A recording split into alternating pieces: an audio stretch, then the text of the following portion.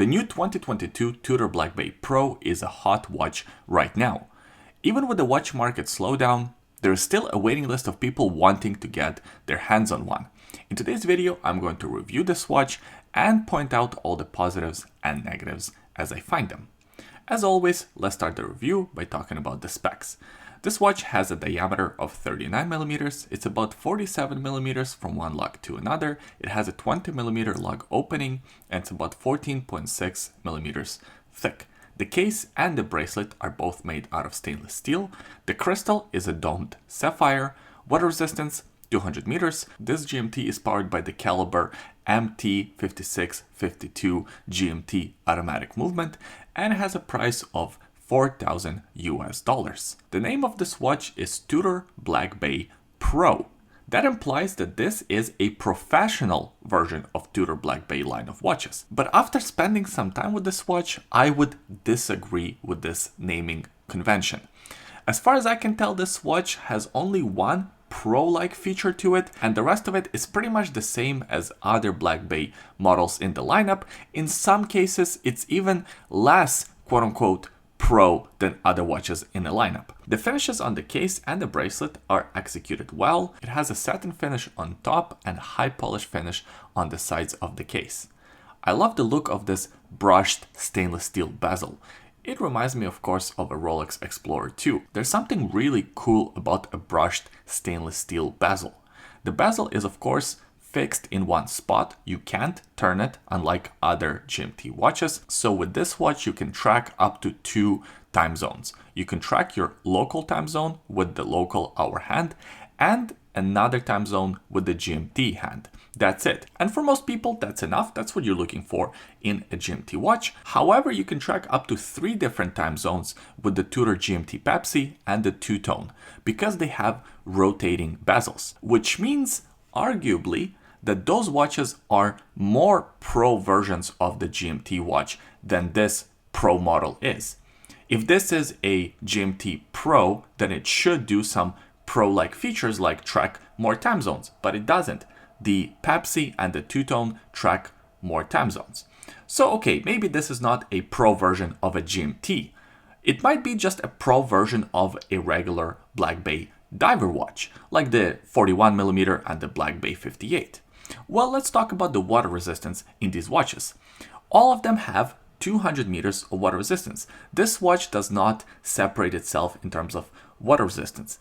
They all have the same screw down signed crown at the 3 o'clock position. The crown has no crown guards. I quite like this look. I think it looks very vintage inspired. But once again, the water resistance is nothing extra. It's not very pro-like.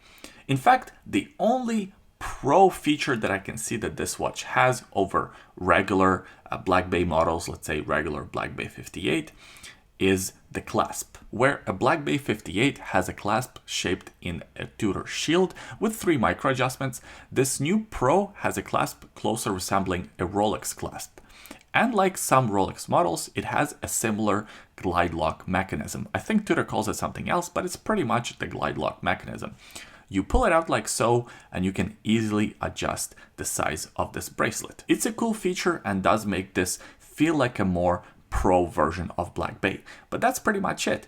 And arguably, it's not even as pro as it could be because it doesn't have a diver's extension like Tudor Pelagos models does. So Tudor Pelagos has the quick adjustment, it also has that spring system, and it also has a diver's extension. This one only has this glide lock mechanism. Yes, it's a step up over regular Black Bay models, but in my opinion, it's not enough to warrant the name Pro. I know I might be a little pedantic here and who cares about naming conventions, but it is kind of important. If you're buying a Tudor Black Bay Pro, the professional version of Tudor Black Bay models, you're expecting some Pro-like features, and I just don't really see it here. Now, the rest of the bracelet is pretty much the same as a regular Black Bay 58. It still has these faux rivets that I know some people absolutely hate. I myself happen to like them. One thing I noticed on this specific version of the Tudor Black Bay Pro is that the first link doesn't swivel all the way down. As you can see on my Tudor Black Bay 58, I can fold the link in on itself.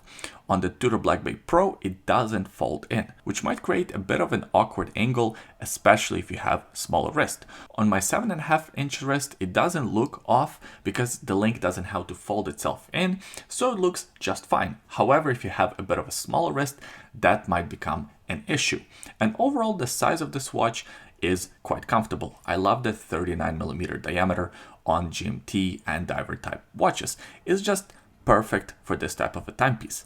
And it seems like I'm not alone. Tudor is starting to make more and more 39mm watches in their lineup, and seems like other brands are also following the suit. I think the 39mm is the new 40. More and more companies are jumping on this train, and I'm here for it. I like this diameter. Now let's address the elephant in the room with the fit of this watch. It's of course its thickness. Do I wish it were thinner, maybe somewhere under 13mm? Yes, I do. At 14.6mm thick, it's a bit too thick for my personal preference, but I gotta admit, it's not too bad. You will get used to the thickness after a few days of wearing the watch. It is kind of a sports watch, it's not meant to be a dress watch, so I guess it is still too thick, but it's alright. You will get over it after a few days of wear.